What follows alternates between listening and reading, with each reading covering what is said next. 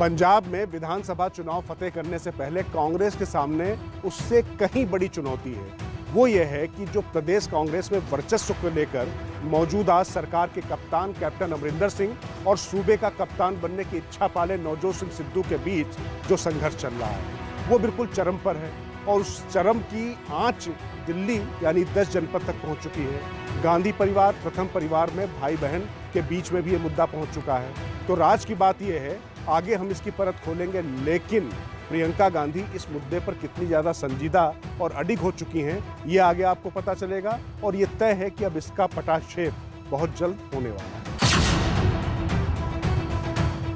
78 MLA मेरा group है। Rahul ji, Priyanka ji, supreme और मैडम सोनिया हमारे बॉस हैं।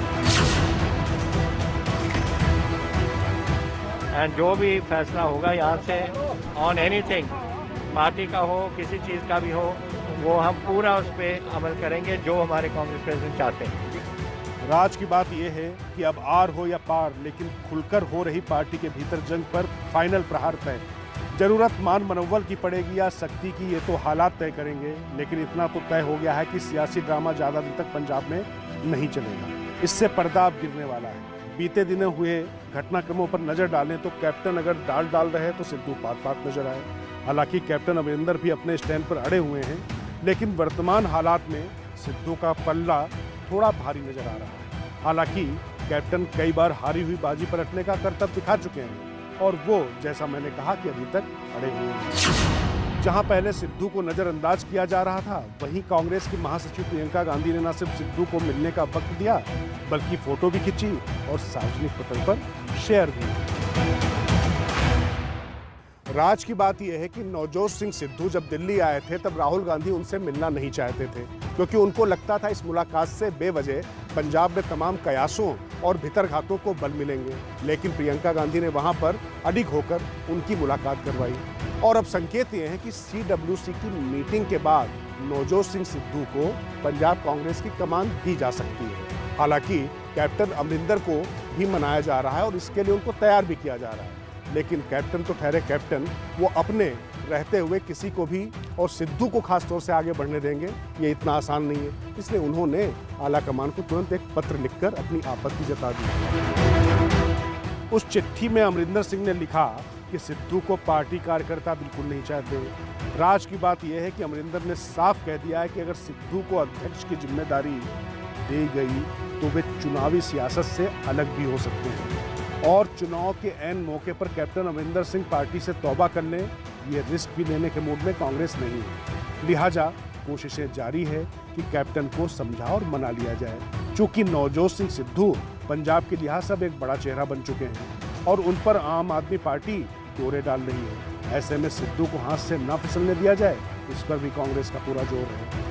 राज की बात में हमने आपको 2 हफ्ते पहले ही बताया था कि सिद्धू कैसे आम आदमी पार्टी से ताकत पाकर कांग्रेस के अंदर खुलकर बैटिंग कर रहे हैं और सिद्धू ने वो बात बिल्कुल कह भी दी। उन्होंने कहा कि आम आदमी पार्टी उनकी बहुत इज्जत करती है।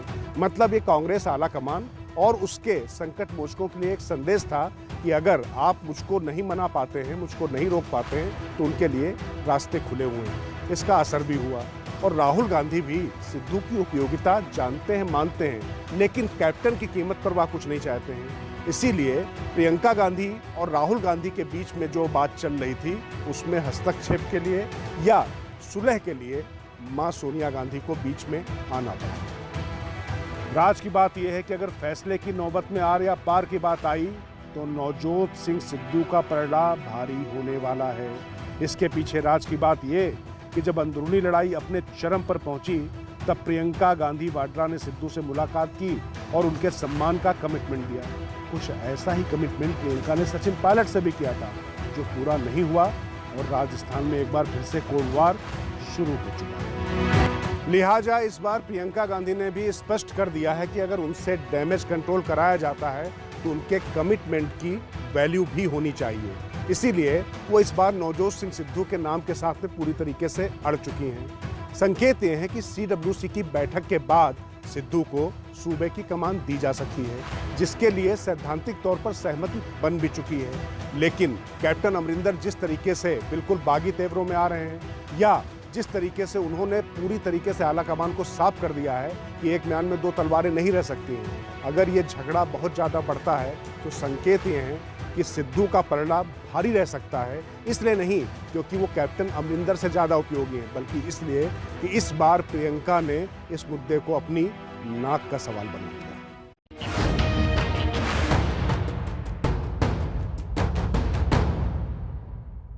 उत्तर प्रदेश में जनसंख्या नियंत्रण नीति को लेकर पूरे देश में बवाल मचा हुआ है।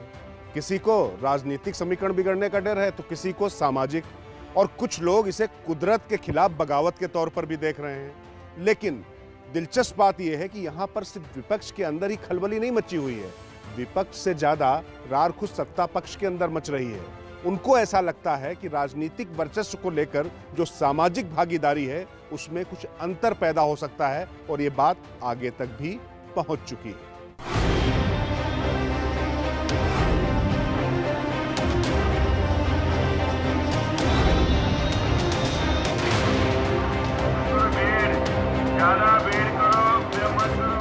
चाइना 1 मिनट में 10 बच्चे 9 बच्चे पैदा कर रहे हैं, हम 1 मिनट में 31 बच्चे 33 बच्चे पैदा कर रहे हैं। जहाँ की जनसंख्या का सवाल है, जनसंख्या के जहाँ इतने नुकसान है तो कहीं फायदे भी नहीं। हिंदुस्तान की आबादी इतनी बड़ी जनसंख्या एसेट भी है। जनसंख्या नियंत्रण ये देश की भी और वक्त की भी ज़रूरत है, और मुझे लगता है कि अगर कोई राज्य उत्तर प्रदेश इस दिशा में जागरूकता के लिए लोगों को तैयार करने के लिए काम कर रहा है तो इसका स्वागत होना चाहिए। घबराओ नहीं, ले आओ जनसंख्या कानून पास कर दो। याद कर लेना जब नसबंदी का ले आई थी इंदिरा जी तो देश से सरकार चली गई थी। लागू करो, तुमको पता लग जाएगा भैया। ऐसा नहीं है कि पहली बार ये कानून किसी राज्य में लागू हो रहा है। मध्य प्रदेश और राजस्थान में तो 2 बच्चों से ज्यादा होने पर स्थानीय निकाय के चुनाव लड़ने पर रोक है ही, मगर उत्तर प्रदेश सबसे बड़ा राज्य है और यहाँ पर जब कोई फैसला लिया जाता है तो उस पर सियासत भी उतनी ही बड़ी होती है। तो राज की बात यह है कि यूपी में योगी सरकार के फैसले से पार्टी के बाहर से लेकर भीतर तक ऊहापोह की स्थिति बन गई है। भविष्य में बनने वाले हालातों का भय बहुतों को परेशान कर रहा है, खास तौर से उन्हें ज्यादा जिनके जीवन की लीक राजनीति से जुड़ी हुई है।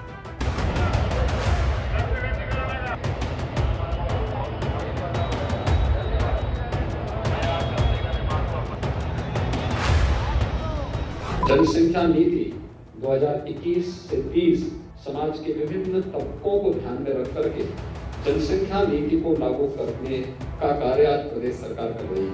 बेहतर यही है कि इतने दिनों शादी ब्याह बंद कर दो, 20 साल तक कोई शादी नहीं कर सकेगा, बच्चे पैदा ही ना हो। भारतीय जनता पार्टी की जो जनसंख्या नीति उत्तर प्रदेश सरकार लेके आ रही है उसमें जनता से भी सुझाव हम लोग मांग रहे हैं। राज की बात यह है कि उत्तर प्रदेश के 30 से ज़्यादा प्रतिनिधियों ने, जिनमें विधायक और मंत्री भी शामिल हैं, उन्होंने मुख्यमंत्री योगी आदित्यनाथ से मुलाकात की है और जनसंख्या नीति को लेकर अपनी चिंताओं को साझा किया है। दरअसल अगर स्थानीय निकायों में धार्मिक और जातीय आधार पर गणित देखें तो 13% मुस्लिम और 12% सवर्ण प्रतिनिधि हैं। जाहिर है कि एससी और ओबीसी से ज्यादा लोग हैं। वैसे राजनीतिक रूप से धारणा तो यह है कि मुस्लिम समुदाय में 2 से ज्यादा बच्चे वाली आबादी ज्यादा है, मगर अनुपात का भले फर्क हो, लेकिन हिंदुओं में भी, खास तौर से ओबीसी और एससी वर्ग में भी 2 से ज्यादा बच्चे वाले अभिभावक खासे हैं। हालांकि ड्राफ्ट में निकायों के जनप्रतिनिधियों का ही जिक्र है, लेकिन अगर यह कानून विधानसभा तक लागू हुआ तो केवल भाजपा के ही 152 विधायकों पर कानून की तलवार लटक जाएगी, क्योंकि उनके 2 से ज्यादा बच्चे हैं। बीजेपी के जिन प्रतिनिधियों ने सीएम योगी से मुलाकात की, उनसे इल्तिजा की कि जो 2 बच्चों का नियम है उसके लिए कोई अग्रिम एक तारीख तय कर दी जाए। कहीं ऐसा ना हो कि पीछे से अगर ये लागू होता है तो उन सबका ही राजनीतिक जीवन खतरे में आ जाए। तो आप ये समझिए, यहाँ राज की बात यह है कि जो सीएम से लगातार प्रतिनिधियों के साथ मुलाकात हो रही थी वो सिर्फ सामाजिक और राजनीतिक कारणों से नहीं थी, बल्कि जनसंख्या नियंत्रण कानून के बाद जो तमाम लोगों पर बाद में तलवार लटक सकती है, उसकी काट को लेकर। दरअसल जनसंख्या के आंकड़ों पर जाएं तो मुस्लिम समाज की जनसंख्या वृद्धि दर 25% से 17% पर पहले ही आ चुकी है और हिंदुओं की जनसंख्या वृद्धि दर 17% से 11% हो चुकी है। मतलब ये हुआ कि लोग जागरूक हुए हैं, तो क्या ऐसे में उन पर एक सख्त कानून लागू करना उचित होगा? दूसरा मसला सामाजिक संतुलन और समीकरणों से भी जुड़ा हुआ है। अगर आंकड़ों पर जाएं तो एससी और ओबीसी की जनसंख्या वृद्धि दर जनरल कैटेगरी की तुलना में ज़्यादा है, तो ये कानून अगर लागू होता है तो उनको चिंता ये है कि आगे प्रतिनिधित्व को लेकर एक असंतुलन स्थापित हो सकता है। तो ये तो रही इस सामाजिक समीकरण की बात, लेकिन विपक्ष ने इससे आगे जाकर एक कदम और योगी पर मुस्लिमों को टारगेट करने का आरोप लगा दिया है। उनका कहना है कि इस कानून को इस तरीके से प्रोजेक्ट किया जा रहा है कि जैसे मुस्लिम ही आबादी बढ़ाने के लिए जिम्मेदार हैं। और ये अंदाजा है कि 2025 तक 2 बच्चे एक महिला पर हमारा वो एवरेज आ जाएगा। उसके बाद अगर 2 से कम होती है तो फिर जनसंख्या कम होने लगेगी। तो ये इशू नहीं है, इशू है महंगाई का, इशू है बेरोजगारी का। हर चीज में तो महंगाई बढ़ती जा रही है। इशू है वैक्सीन का। इससे ध्यान भटकाने के लिए सब किया जा रहा है। आज इस जनसंख्या नियंत्रण के लिए कानून बना दें तो कानून से कोई समस्या का हल तो होना नहीं है, जब तक कि लोगों में अवेयरनेस ना हो। जन जागरण बहुत जरूरी है। इस संबंध में बिहार ने जो प्रयोग किया है वह बेहतर प्रयोग है और हम समझते हैं कि इसी प्रयोग के बदौलत ही जनसंख्या नियंत्रण आप स्थापित कर सकते हैं। बगैर सामाजिक जन जागरूकता के केवल कानून के बदौलत ये संभव नहीं। इसी बहस के बीच AIMIM प्रमुख असदुद्दीन ओवैसी ने केंद्र और योगी सरकार को घेर लिया है। AIMIM प्रमुख ने यूपी जनसंख्या नियंत्रण विधेयक के प्रस्ताव पर कहा कि योगी सरकार केंद्र के खिलाफ जा रही है। इस बात के पीछे असदुद्दीन ओवैसी ने दिसंबर 2020 में सुप्रीम कोर्ट में केंद्र की तरफ से दायर हलफनामे का हवाला दिया, जिसमें केंद्र की मोदी सरकार ने कहा है कि सन 2000 की पॉपुलेशन पॉलिसी के मुताबिक 2018 में टोटल फर्टिलिटी रेट 3.2% से घटकर 2.2% ही रह गया है। इस गिरावट के कारण देश में 2 बच्चों की नीति नहीं आ सकती है।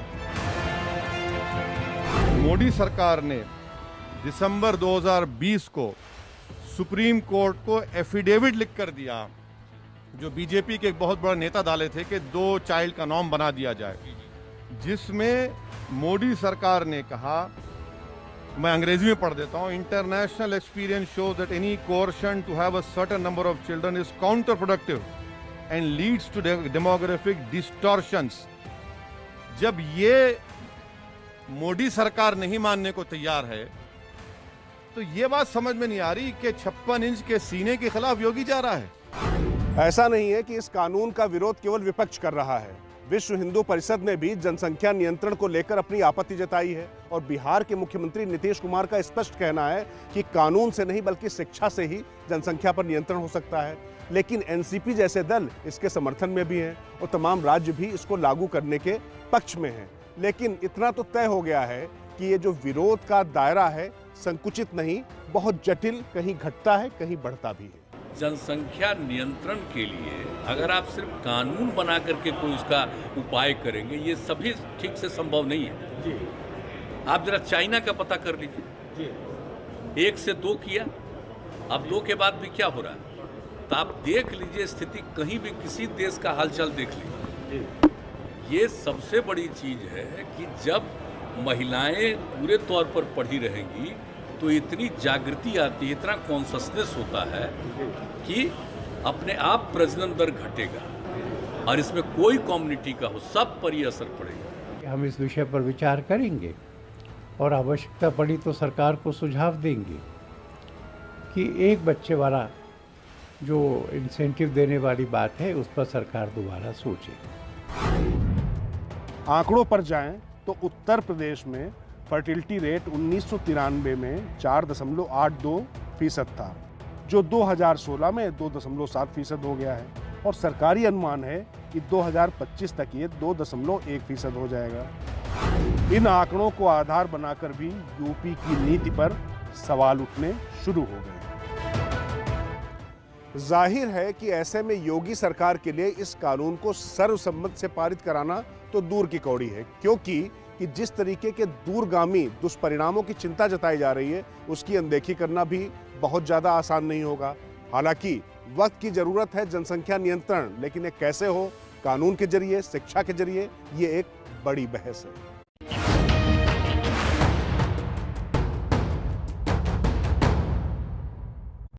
यूपी में बीजेपी के सामने सत्ता बचाने का जतन है तो समाजवादी पार्टी या बहुजन समाजवादी पार्टी के पास सत्ता पाने की चुनौती।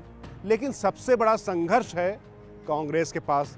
पहले तो पार्टी का अस्तित्व बचाने का, और दूसरा युवराज कांग्रेस के बाद जो उनकी नई साम्राज्ञी प्रियंका गांधी वहां पर उतरी हैं, उनकी साख बचाने का।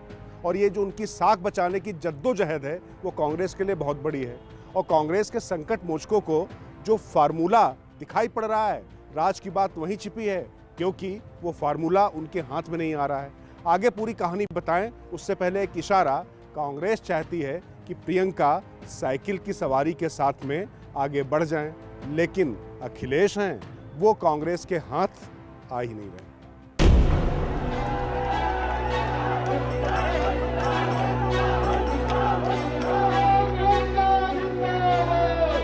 अमेठी से चुनाव हारने के बाद कांग्रेस के सम्राट से फिर युवराज बन गए राहुल गांधी ने प्रत्यक्ष तौर पर यूपी से खुद को अलग कर लिया है और उत्तर प्रदेश में पार्टी को पुनर्जीवित करने का बीड़ा फिलहाल उनकी बहन और कांग्रेस महासचिव प्रियंका गांधी के कंधों पर है। प्रियंका गांधी का नाम यूपी के लिए आया था तो राजनीतिक पंडितों से लेकर उनकी पार्टी तक को राज्य की सियासत में कुछ रोमांच बढ़ने की उम्मीद बढ़ी थी। प्रियंका ने गंगा यात्रा से जब इसकी शुरुआत की तो शुरुआत में मीडिया कवरेज से लेकर जनता का ध्यान भी आकृष्ट हुआ, मगर राहुल गांधी की तरह प्रियंका भी लगातार यूपी को मत नहीं सकी। लिहाजा कांग्रेसी तो जुटे, लेकिन जनता के बीच वैसा प्रभाव नहीं दिखा जिसकी अपेक्षा की जा रही थी। कोरोना से लड़ने में असफलता, महंगाई, कानून व्यवस्था और सबसे ज्यादा महिलाओं के प्रति ज्यादा अपराध, इन मुद्दों पर प्रियंका गांधी बहुत ज्यादा सक्रिय हुई और उत्तर प्रदेश में जगह जगह घूमी। लेकिन मृत प्राय पड़ी कांग्रेस को उन्होंने स्पंदन तो दिया, लेकिन उसे अपने पैरों में खड़ा करने में अभी तक वो नाकाम रही हैं। ये बात कांग्रेस के प्रबंधक भी समझ रहे हैं कि अकेले अगर कांग्रेस विधानसभा चुनाव में जाती है 2022 में तो प्रियंका की साख भी ताक पर होगी। इमरान प्रतापगढ़ी या इमरान मसूद जैसे चेहरे आगे कर प्रियंका ने मुस्लिम राजनीति में दखल बनाकर एक तरह से सपा पर दबाव भी बनाने की कोशिश की। राज की बात यह कि कांग्रेस चाहती है कि सपा से समझौता हो, लेकिन अखिलेश हाथ ही नहीं रखने दे रहे हैं, क्योंकि पुराना अनुभव बहुत अच्छा नहीं रहा है।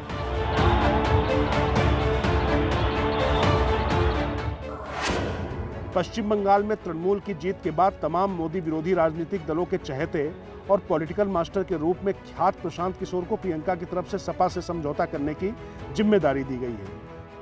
प्रशांत किशोर यानी पीके यूपी में बीजेपी के खिलाफ घेरेबंदी में राष्ट्रीय विकास मंच यानी शरद पवार और ममता बनर्जी के अलावा अन्य छोटे दलों को सपा के साथ एक छतरी के नीचे लाने में लगे हैं। आम आदमी पार्टी भी अखिलेश के साथ चुनाव लड़ने को उत्सुक है।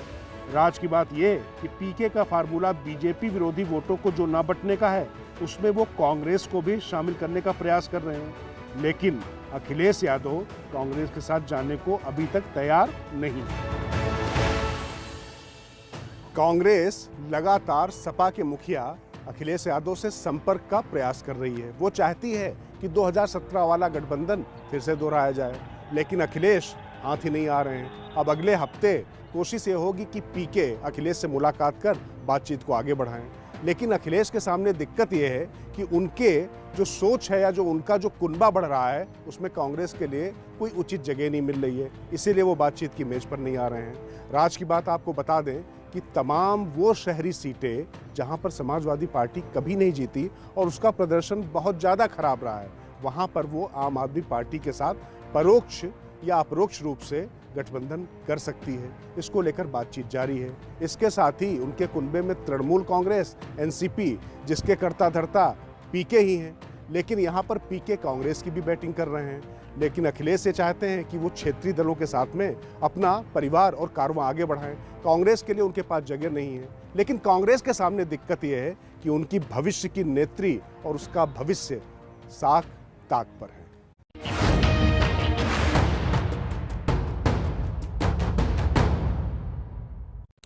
सियासत एक ऐसी चीज है जो मैनेज नहीं हो सकती। इसके लिए जनता के दिल में उतरकर उन्हें मनाना पड़ता है, उनको अपने साथ जोड़ना पड़ता है। लेकिन पिछले कुछ सालों में ये धारणा बदली है और इस धारणा को बदलने वाला नाम है पीके, यानी प्रशांत किशोर। महाराष्ट्र से लेकर पश्चिम बंगाल तक, पंजाब से लेकर बिहार तक सबको ऐसा लगने लगा है कि पीके का ओके अगर जुड़ जाता है तो राजनीतिक आंकड़े उनके पक्ष में आ जाते हैं। तमाम निराधार सियासी सुरमाओं का आधार बनने वाला पीके आखिर उस शख्स का राजनीतिक भविष्य क्या है, ये राज की बात हम आपको आगे बताते हैं। चूंकि प्रशांत किशोर ये बात जाहिर कर चुके हैं कि सियासी समीकरणों को साधने का काम उनकी टीम तो कर रही है, लेकिन बहुत लंबे समय तक उनका ये करने का मन नहीं है। तो फिर सवाल ये कि आखिर पीके करना क्या चाहते हैं? यह छिपा नहीं है कि पॉलिटिकल मास्टर प्रशांत किशोर की भी सियासी महत्वाकांक्षाएं हैं। भले ही अपनी राजनीतिक इच्छाओं पर प्रशांत काफी शांत दिखें, लेकिन उनका मन उच्च सदन यानी राज्यसभा में जाने का है। राज की बात यह कि चाहत और मोह केवल राज्यसभा का ही नहीं, मन संगठन के सर्वोच्च पदों पर भी काम करने का है। फिर सवाल ये उठता है कि तमाम राजनीतिक लोगों को सत्ता के शिखर तक पहुंचा देने वाले पीके खुद राज्यसभा क्यों नहीं पहुंच पा रहे हैं, या उनको किसी भी दल में उस तरीके का महत्वपूर्ण पद क्यों नहीं मिल पा रहा है? तो इसका सीधा सा जवाब है, किसी से काम करवा लेना और उसको अपने काम और अपनी संस्कृति का हिस्सा बना लेने में फ़र्क है। वो फ़र्क यहाँ पर साफ साफ दिखाई पड़ता है, क्योंकि पीके की करीबी कांग्रेस से भी है और पूरी ममता तृणमूल के साथ में भी है। लेकिन इन दोनों ही दलों में कोई बड़ा पद पाने के तकाजे पर पीके पिछड़े ही नजर आते हैं। तो हम आगे आपको बताते हैं कि आखिर पीके के सपनों के आड़े कौन आ रहा है। राज की बात यह है कि राजनीतिक और चुनावी सलाहकार के तौर पर पीके सफल भी हैं और सियासी दिग्गजों को पसंद भी है, लेकिन एक प्रोफेशनल को अपने हिस्से की सियासी सीट कोई दे, इसकी गुंजाइश तब कम दिखती है जब तक कि संबंध व्यावसायिक न होकर व्यक्तिगत हो। इसीलिए कई दलों को तो मुसीबत के दलदल से निकालने के बाद भी प्रशांत किशोर के अरमानों का कमल नहीं खिल पा रहा है।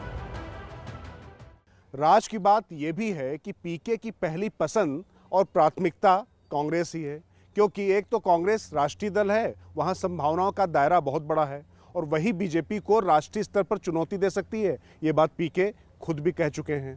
लेकिन यहाँ दिक्कत यह है कि जिस तरीके से यूपी में कांग्रेस और सपा का जो गठबंधन उन्होंने प्लान किया था वो असफल साबित हुआ था। उसके बाद से वो राहुल की नज़रों में उतने ज़्यादा चढ़ नहीं पाए। यूपी ने कर ली तैयारी, साथ में हम हैं सब पे भारी, अब तो अखिलेश राहुल साथ, जय हुई ना बात भैया, जय हुई ना बात। हालांकि राज की बात यह भी है कि प्रियंका गांधी पीके की वर्किंग स्टाइल और ट्रैक रिकॉर्ड से खासी प्रभावित है, लेकिन राहुल गांधी के भरोसे पर प्रशांत किशोर वैसे खरे नहीं उतर सके। अगर प्रियंका गांधी पार्टी के साथ ही साथ अगर पीके के सियासी भविष्य के बारे में सोचना चाहें भी तो इस राह में खुद पीके ही रोड आती है। राज की बात यह है कि पीके कांग्रेस में general secretary strategy and alliance जैसा पद चाहते हैं, मतलब जहां पर रणनीति बनाने का काम और गठबंधन का फैसला करने का हक उनके पास आ जाएगा। मतलब संगठन मंत्री से भी ज़्यादा ताकतवर ये पोस्ट होगी और एक तरीके से जो कांग्रेस का अध्यक्ष होगा उसके साथ वो कंधे से कंधा मिलाकर फैसले लेंगे, उसके अंडर में काम नहीं करेंगे। तो ये आप समझ सकते हैं कि कांग्रेस जैसे दल में कतई संभव नहीं है। और वैसे भी अगर पैराशूट लैंडिंग इस तरीके से बाहर से पार्टी में होती है तो पार्टी के पुराने लोग भी बागी हो सकते हैं। तो समझना मुश्किल नहीं है कि कांग्रेस में जो उनकी ख्वाहिश है या जो उनकी महत्वाकांक्षा है वो पूरा होना अभी संभव नहीं दिखाई पड़ता।